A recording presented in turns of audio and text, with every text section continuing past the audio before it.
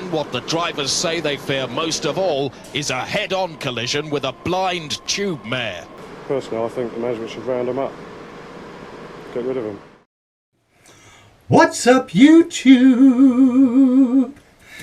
Hello. So, another, part 2 of my Stewart Lee stand-up comedian reaction. It's an entire 1 hour 45 minute routine, and it's very good. So I'm going to do part 2 now, and there's a lot of Stewart Lee does a lot of callbacks and a lot of sort of foreshadowing of stuff in his routines, and a lot of sort of deconstruction of comedy and the things that comedians do.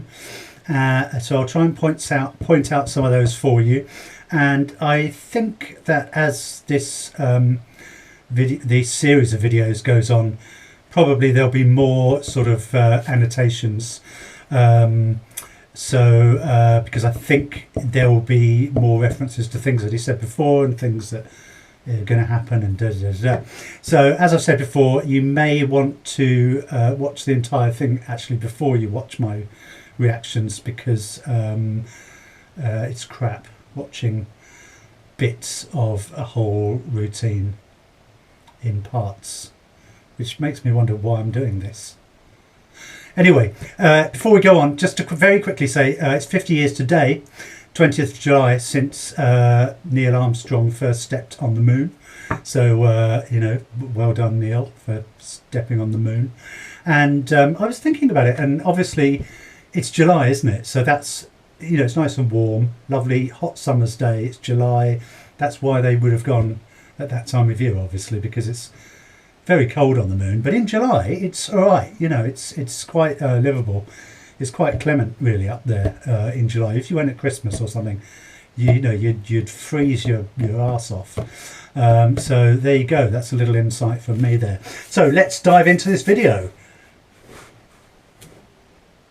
Oh, sorry, I haven't pressed the button yet. And then I went back into the bar. By now the situation was even worse, even more tense. The room had kind of split along racial, religious lines. There was a horrible tension in the room. And then suddenly Colin Powell went on the television. We invented those names. He's not Colin the Barbarian. His name's Colin. He should be running a photocopier repair workshop.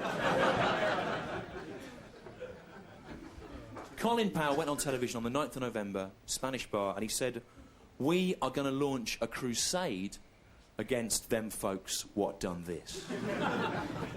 And being in a largely Muslim town full of murals of crusaders cutting the heads off Muslims, you realise what an inappropriate word crusade was to use on the 9th of November. It went down really badly. And as a world statesman, Colin Powell should be aware of how words change their meaning, kind of culturally. Saying crusade on the 9th of November, it's a bit like if I were to get a job as a maths teacher, teaching maths in a German town somewhere near Belsen, and I was to say to the kids, I'm going to set you a maths problem, I want you to work through it, and on the last page, fill in your final solution.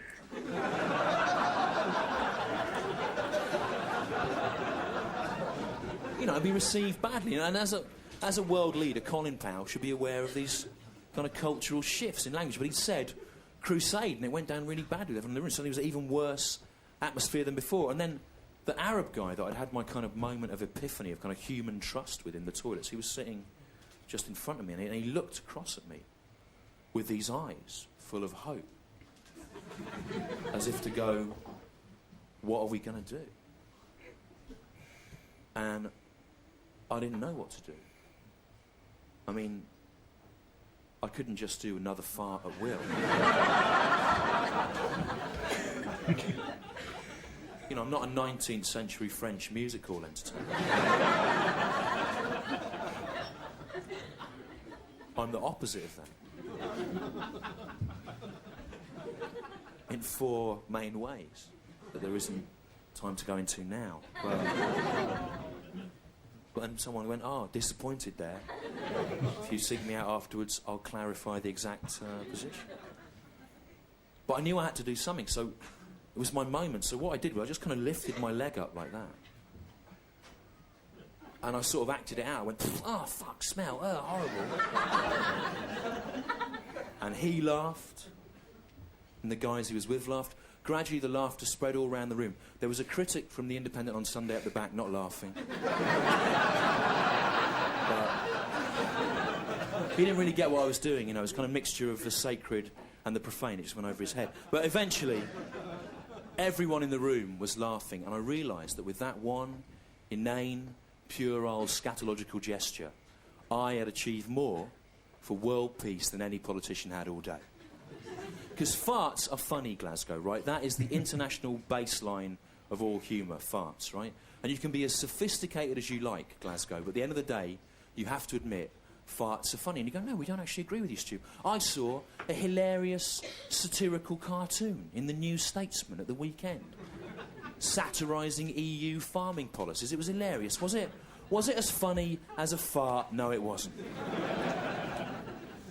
But I saw Ian Hislop on television at the weekend, Stu, satirising the government with his voice going up at the start of a sentence and then down at the end. It was hilarious. Was it as funny as some gas that smells of shit coming out of an arse? No, it wasn't. And nothing Ian Hislop ever says or does or secretly imagines will be as funny as that. And I ran this show in the Edinburgh Fringe Festival, right, in August. And every year in Edinburgh, they have a prize for comedy, right, organised by Perrier, the Perrier Awards. Perrier, of course, owned by Nestlé. Nestlé, top of the World Health Organisation list of unethical companies. It's suggested that their milk marketing policies contribute to the death of 1.5 million children every year. So, every time you laugh at a Perrier-nominated act, a little baby dies. Bear that in mind. And every year in Edinburgh, they always give that award to comedy to a human being speaking about some stuff. But if they had any integrity, they would give the Perrier Award to the genuinely funniest thing that's going to happen in Edinburgh all August, which is just going to be an old Scottish tramp doing a fart in a wood. But, Glasgow, if a tramp farts in a forest and no one hears it, is it still funny? Yes, it is. Because it's some gas that smells of shit coming out of an arse. And if the Perrier had any integrity, which they don't, they would give that Perrier Award to comedy to a fart. And if Channel 4 had any integrity, which they don't, they would sign up that fart for its own 12-part Channel 4 comedy series deal. Some laughs, some doubt in the room. People are going, we're kind of with you, theoretically. We understand this is some kind of satire of something, but how would that actually work, Stu? An invisible cloud of shit-smelling gas with its own Channel 4 series. I don't know, Glasgow, I don't know. But what I say to you is, could an invisible cloud of shit-smelling gas with its own Channel 4 series be any less funny than the Friday Night Project?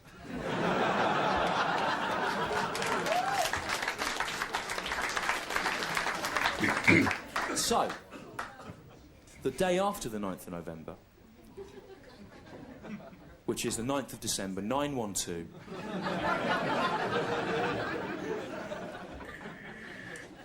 do the math.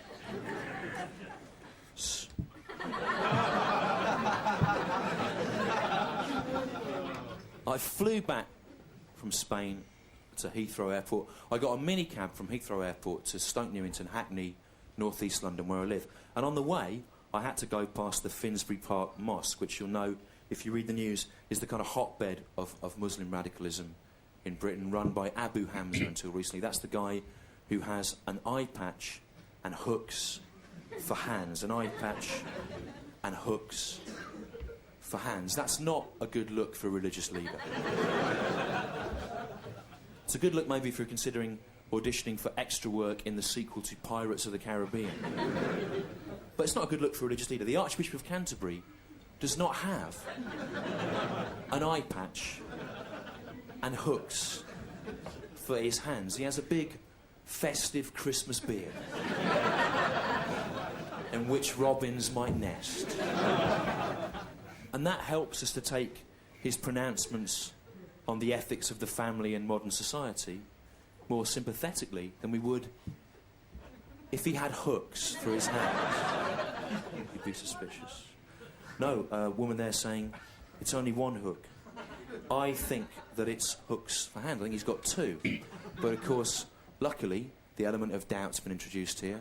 I'm able to go away and check that. If it's factually inaccurate, I can remove it from this video. As I can everything you've said.